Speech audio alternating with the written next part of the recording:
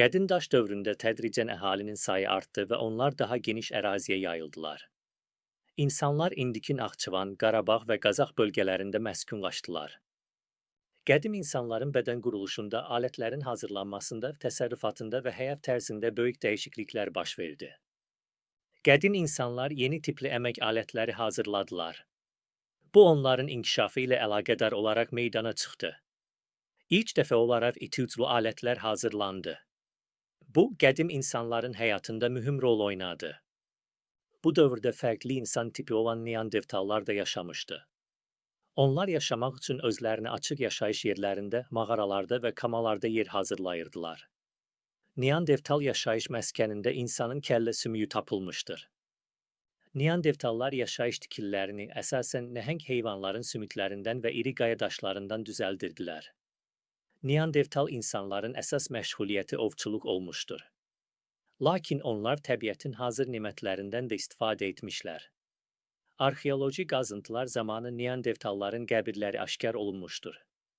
Deməli, Neandertal insanların dəfn mərasimi olmuş və artıq onlarda bəzi dini görüşlər formalaşmağa başlamışdır. Qədim insanlar müəyyən etmişlər ki, çaxmaq daşından istənilən formada əmək alətləri hazırlamaq olur.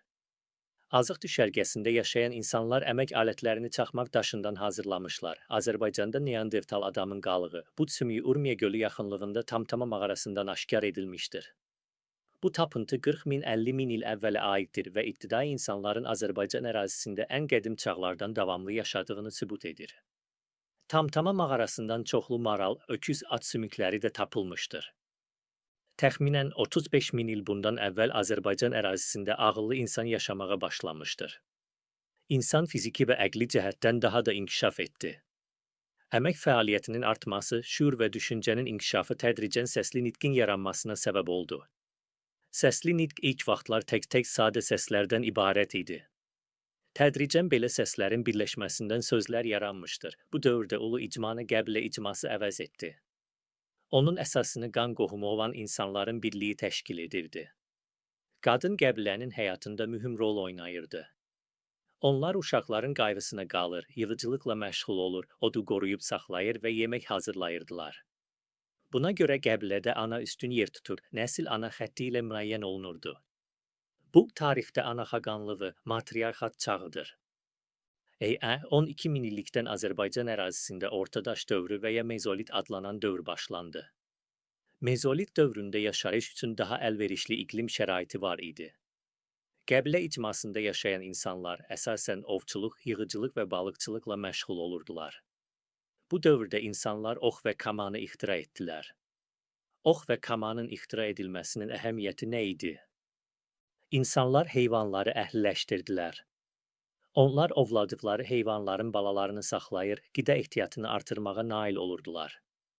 Bu, ibtidai maldarlığın əsasını qoydu. Ət ehtiyatının artması insanların ərzağa olan tələbatlarını qismən ödəyirdi. Toplanan yabanı bitki toxumlarının bir hissəsi ehtiyat üçün saxlanırdı.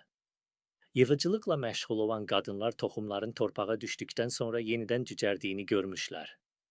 Onlar torpağı sümüklə, sivri daşla və ağacla yumşaldıb toxumları yerə bastırmışlar.